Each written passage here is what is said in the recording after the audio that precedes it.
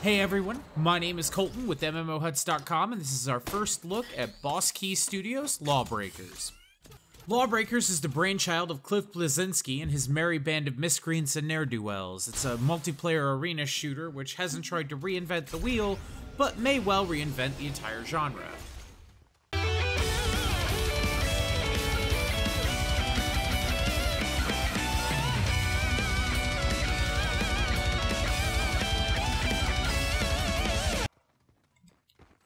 The game centers around the two titular factions known as the Law and the Breakers, and their interactions in a world gone post-cataclysmic and back again. The lore, which for a game in alpha is quite well developed and presented, details a world in which an event called the Shattering, where a piece of the moon has broken away, and as such, the Earth's tidal and gravitational situations are looking messier than your girlfriend's weave in a windstorm. Anomalies are popping up everywhere you look, and despite this, the human race has adapted and society has recovered.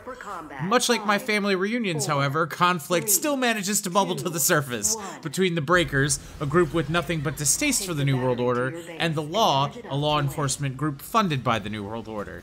They fight simultaneously for control of a number of things, like resources, batteries, iPhone chargers, their parents' respect, in a series of real-world inspired locales that have been reimagined and reinvigorated, and they then exhale that fresh new breath of life right into your eagerly awaiting face. Damn, it's good to be me. One of the main drawing points in the game is that the cast of characters is completely symmetrical. Each character fits in with an archetype or class, of which there are currently 4, and each team has one character in that class with identical abilities no matter which side you end up on. The game relies on the characters' distinct personalities and unique dialogues to set them apart, and it does so majestically. It was always easy for me to remember which side I was on, even what character I was playing, based on what I was hearing and seeing in the game. Characters even exchange unique dialogues between themselves as they fight and kill one another, adding more depth to their interactions. Each character also has unique weapons and loadouts and a series of special abilities that include combat utility and movement. This is your standard balanced character. He uses an assault rifle with more LEDs built into it than an Alienware desktop, and a lightning pistol with enough force to rearrange your family tree, but its range is super duper limited. His combat ability makes up for this with a heat-seeking rocket that can be refilled and overfilled by getting kills, and he can even target multiple people at once. His movement ability increases his sprint speed as well as his rate of fire and reload speed. I found myself using this more as a kill switch than a movement ability though. And finally, his utility is a grenade that not only damages but emits an aura that prevents others from using their abilities while they're inside it. Take that, assassin. Jason's class of choice, the Vanguard or Skirmisher for both sides, resembles something of a half-built Gundam model, but it's certainly no slouch.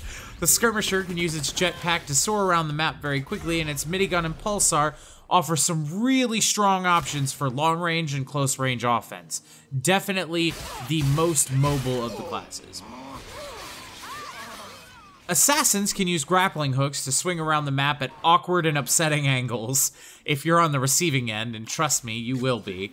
But the real terrifying thing about them is their daggers. Once they're in melee range, there's little you can do to kill them short of offering them a taste of the old boot leather. If you find yourself, as I did though, in a situation where kicks won't connect, you'll be dead too fast to really be upset about it, so at least there's that. As the name implies, this RPG-wielding sentient refrigerator waddles his way around the battlefield, rocket jumping from place to place and sneezing lightning bolts out of his butthole. This is another character that's almost impossible to fight at close range unless you really know what you're doing and are really good at getting out of the way. At range, he suffers from being almost as big as your mom and twice as slow, so it's best to keep him there until he's dead. The two things that really set LawBreakers apart from every other arena shooter that's out there right now are the game modes and the map mechanics. LawBreakers was built around being fun first, and all of its featured game modes, or mode, as the only one we got to try at the event was Overcharge, are meant to build fun, exciting, and very dramatic moments. Overcharge is a single flag capture the flag variant wherein you try to steal the battery from the middle of the stage and bring it back to your base to charge it. The other team tries to stop you and bring it to their base to charge. The battery doesn't lose charge when it's stolen, however, so you could steal it 99 or even 100%, and as long as you can defend it for the required 20 seconds, you win. This leads to very tense, very stressful moments in the game, and the good news about that in particular is the match is never lost until the last few seconds fall off the clock. It's easy to see how a competitive scene for this game could develop, but their obvious focus on fun first has really paid dividends here. Colton, you handsome son of a bitch, you're saying to yourself right now. That's all well and good, but that sounds like any other shooter. Well, that's where you're wrong, internet viewer. This game takes advantage of gravitational anomalies established by its lore by spawning giant yellow bubbles all over the map and, well, in certain places of the map, which randomly introduce zero gravity to the combat. The physics of the game completely change when you enter these bubbles, and it's made very obvious when you're about to do it because they're giant and yellow. Running is slower, jumps are higher, and shooting weapons in any direction propel you in the opposite direction. So shooting behind you makes you go forward faster, shooting in front of you makes you go backwards, and it really puts the blind fire over the shoulder button to great use. These new mechanics, coupled with the diverse game modes, make LawBreakers a game you need to be playing as soon as possible. It sincerely is the most fun I've had with an arena shooter since Quake 3. Jason and I also had a chance to sit down with a group of other press members that while we were at the event, and we got to interview Cliff Bleszinski himself, which you can now check out.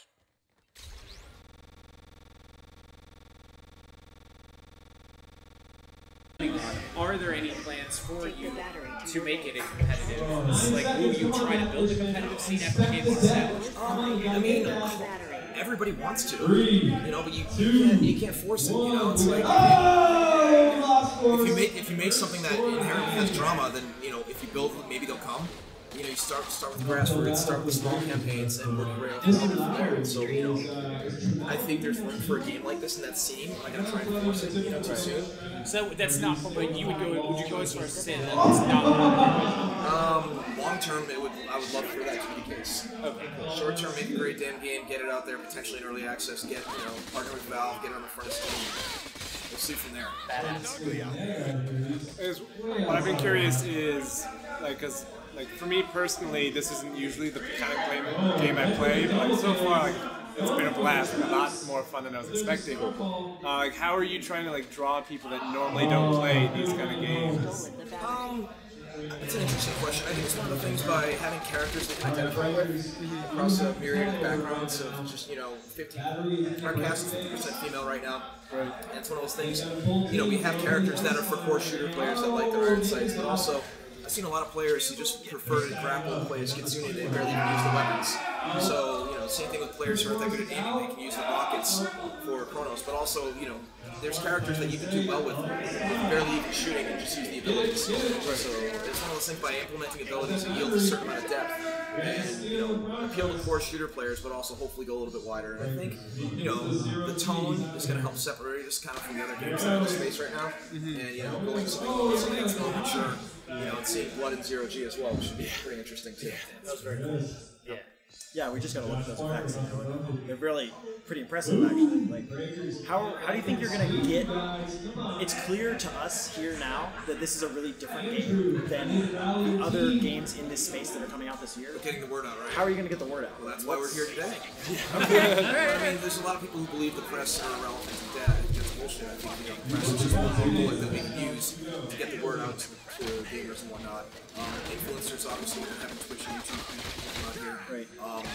Social media, like, you have to hit across all fronts in order to hit people across the head of the sledgehammer to get their attention. The most important thing for me is story. That's why I don't play a lot of shooters. But you're well known for producing amazing stories in shooters. And without a single-player campaign, you're doing a fantastic job of that. Well, I think you're going to like it more when you see the ceremony that we have coming up. I can't wait. Because it's like, there's all, you know, basically are learning from a lot of what Ken Levine and like the kind of passive storytelling of BioShock. Where like, you go in this room, what happened here? You know, you're reading it, you see a sign, you see that, you know, oh, there's a monument in the Santa Monica map to the Shattering that you can kind of go around and see. What do you call it? Ferris wheel, it says the Santa Monica Pier has been reimagined. So we're not ready to show that quite yet, that maybe soon. But that's, Grand View's our first map. It looks really good. It's great, but you kind of get the story of the Grand Canyon there. So, what's coming up, reimagining Los Angeles. The other thought I had, or question I had, was because I always want to know what inspires certain settings. Did something in particular inspire your shattering, such as it was? Well, the shattering exists because it's cool in fiction, but also it allows me to take existing established places and reimagine them. Over the course of 25 years rebuilding. Just the Grand Canyon I haven't seen used a lot. I have one more question that might be a spoiler. Are we going to go to the moon? I don't know if you could talk about that yet, but are we going to the moon? I want to shoot the shit out of people on a shattered moon. Yeah. I'm not going to lie to you, that sounds like a lot of fun. That's going in the vault. Fair enough. It's low gravity. If we get around to it, don't sue me. The thing about the shattered moon is, it's really easy to imagine those chunks that are large enough to have a gravitational pull. Oh, that would be so sick. So there's a lot more we haven't shown with the environment. That's what I do. It's what I live for.